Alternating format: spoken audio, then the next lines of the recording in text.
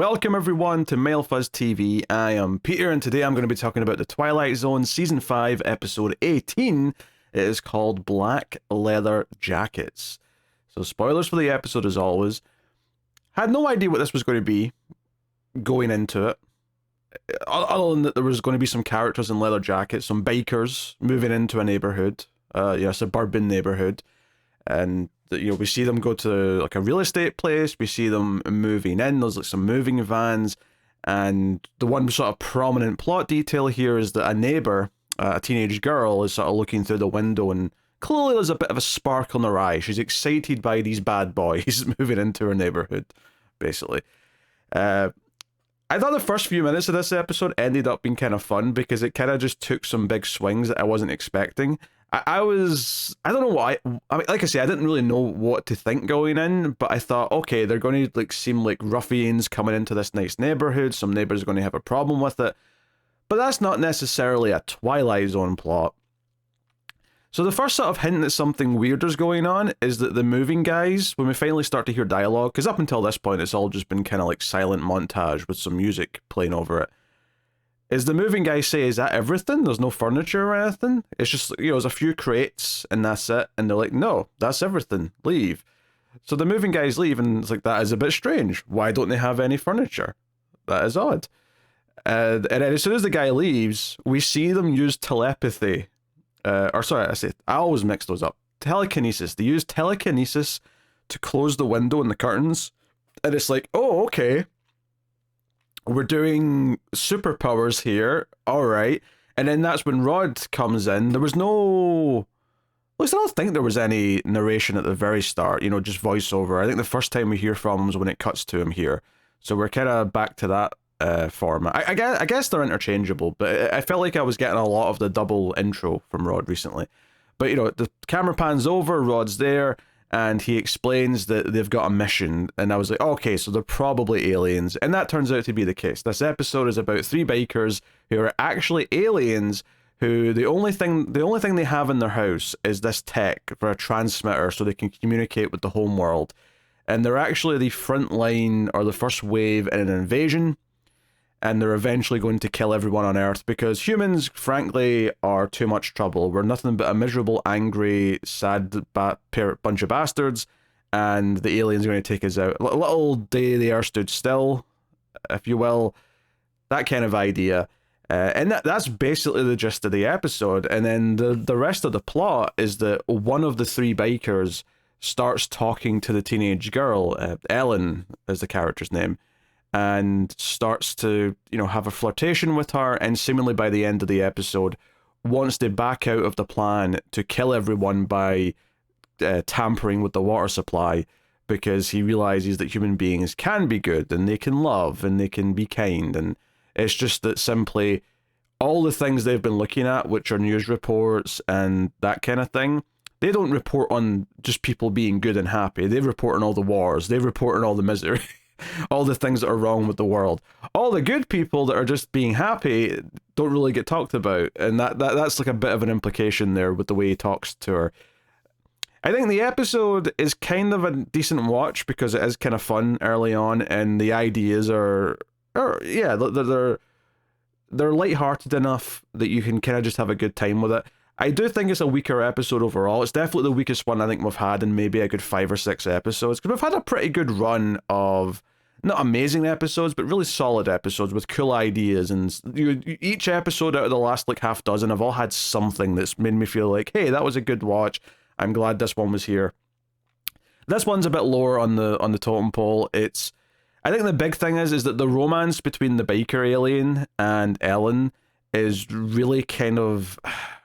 Like, there's so much time spent setting up just the fact that these bikers are aliens, because even before we get to the actual romance blossoming, there's a whole sequence where the father, Ellen's father, is annoyed because the TV's cutting out, and he thinks it's because these bikers are using radios. They're using like sort of radio transmissions because they've got a big aerial on their roof, and he goes over to confront them, and they basically bully him a little bit. They push him around. And it's kind of weird because he's this, 50-year-old man getting pushed around. And then he threatens to get like the police and some lawyers, and he's ready to like fight them on this because he feels belittled and assaulted, and they just use their mental powers to make him forget. So I guess they have telepathy as well as telekinesis, because they just kind of make him forget. He actually, it's quite funny, the dad like almost sort of walks into the door frame on the way out. It's like he's kind of in a haze. But and I liked all this stuff, and that's like most of the first half of the episode. It's like them moving in, realizing they've got powers, and then this confrontation, because the dad's upset that his TV and all the electrical items in his house are starting to act weird, and he thinks it's because of them. And when he goes to confront them, he has this interaction, which shows us how much power they really have over people. That's basically the entire first half of the episode, barring like their call to the homeworld, where it says you're here to kill everyone, which is a good cliffhanger. Like, as far as like cliffhangers for the ad break go, that's pretty good. But it does mean that this romance that blossoms between Ellen and Scott, the main of the three bikers, ultimately doesn't really get that much time to really be convincing. I wouldn't say they have particular chemistry. I did enjoy some of his dialogue early on. The first time he speaks to her, when he offers her a ride because she's missed her bus, she says something to do with her lucky stars, because, it just comes up in conversation. She uses the phrase, thank your lucky stars. And he sort of goes, stars are lucky. I'm very well studied in celestial bodies, but I've never heard of stars being lucky. But, it's kind of this idea that he's actually, like a physicist and an astronomer from like his home world, but he's never heard this expression. And he's not even like trying to hide all these weird little lines that are kind of hinting at the fact that he's not really from Earth. And I think I enjoyed some of that in an entertainment perspective, but it's not very stealthy or like you're trying to blend in all that well.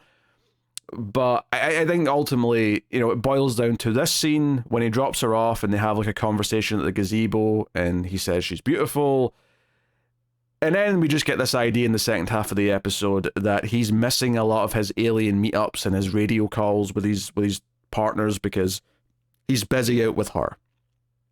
To the point where his biker friends are like, we can't trust him anymore. He's became attached to a human. And that's, the back half of the episode largely revolves around that. We hear that they've got their plan to kill everyone by morning by just contaminating all the drinking water. And he's tried to warn Ellen. He runs out the house, he goes to Ellen and tries to tell her that he's from another world, that everyone's going to die tomorrow, and she thinks he's crazy, because of course she does. She tells her father, who also thinks he's crazy, and he calls the police. And this is where it almost gets a little bit body snatchers. Not that they're actually snatching people's bodies in the way that they do in that plot, but the cop they call turns out to be one of the alien force. And he's the one that comes in to speak to Scott, and then even like the men in the white jackets that come to take him away are implied to also be part of the alien force. So it's this idea that he was basically caught and taken away by his own people because they've infiltrated everywhere. Like every level of infrastructure has someone from their group now in there. And we never really go into how they accomplished that, and I don't really care that much. It's fine. Like, you can just kind of imply that they've done that. It does make it weird though that our main group that we follow are, for some reason, they've decided to be a group of bikers moving into a quiet suburban neighborhood. I think I assumed early on that they were the only aliens here, and for whatever reason, maybe they saw a movie with bikers, like they beamed up a transmission, saw some biker movies, and said, okay, that's clearly how we blend in. Like, you could have like almost built, not a joke, but like a little fun reason for why they've taken this persona in this time period. Instead, but it turns out that there's aliens everywhere, and some of them have infiltrated the police force, and they're acting normal to everyone else. It does kind of make the fact that the main trio of bikers are acting so kind of weird and like stilted amongst everyone kind of like be like, it's inconsistent. It's like either they're acting out, they're acting, either all of them are acting weird because they don't know how to blend in, or they all understand how to infiltrate. But it's kind of this weird thing where some of them just can't act normal, and then other ones are completely disguised and just know how to pretend to be a human the entire time. Which, one reason for that could be that, like, the cop who's infiltrated is maybe from like he's been here a longer time and he's learned to like act like a human. However, when they call their homeworld the alien like leader who's talking to them, you only ever see an eyeball. He refers to the bikers as the first wave. So the cop at best came down at the same time as they did, from the sounds of it. I mean, maybe not. Maybe you could argue there was an infiltration wave before the actual waves to carry out the plan. The cop was like a reconnaissance alien that was sent like a decade ago or something. I don't know. I'm just trying to nitpicking at the overall logic of the episode because it is a little bit rough around the edges in that sense. But I don't think that's the major problem though. I think that stuff I can kind of forgive all of that. It's really just the fact that him caring about Ellen and wanting to save her feels a little bit unearned. It feels like we don't get enough of it to really believe that he cares about her, that he loves her. And it probably doesn't help the episode that I've seen probably several stories at this point in different movies and TV shows of a human falling in love with an alien and it just being a much better told story than what these two characters get in this episode. So, you know, it was a fun enough watch, but I think it is kind of like a middling episode overall when you actually consider how it achieves any of what it's doing.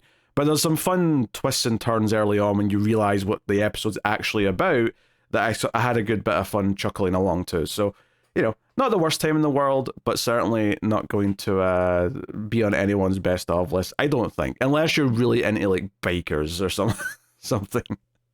Maybe then you'd be into it. I don't know. I mean, I suppose you could say it's quite dark at the end of the episode that because he's taken away by other aliens and the humans have no idea that the invasion is real, it is quite dark to imply that, yeah, by the morning, every human on the Earth is going to be dead. That's technically the ending of this episode, so that's fun, I guess. It's fun. Anyway, I'm actually kind of intrigued by the next one because as soon as Rod came on screen and said the name was called Night Call, I was like, oh, okay, that sounds good just from the title. He's very excited about the actress that's on the next one. I can't say I'm Gladys Cooper. I don't recognize that name. I'm sure she's been in some... You know, she's older here, so I assume she was in stuff in like the previous decades that made her a star. But here's a description. Telephone calls begin to haunt a disabled elderly woman. I think Rod said something to the effect of the calls are coming from someone who's not been in Earth in years. So whether that means alien or someone who's died, my instinct would to be guessed that it's someone who's died and it's someone from her past that's calling her. I don't know. It's got a pretty high rating in IMDb though. I think it sounds like an interesting premise, so I'm actually pretty pumped for it. So we'll see how that goes. I'm looking forward to it. But of course, you could let me know what you thought of this episode of Twilight Zone in the comments, like, subscribe, all the usual things. It helps out a bunch if you do. And of course, if you want to really support everything, you can go over to patreon.com/MailFuzzTV and support over there and help keep everything coming. But thank you very much for joining me. I always appreciate it. Keep watching TV in the Twilight Zone.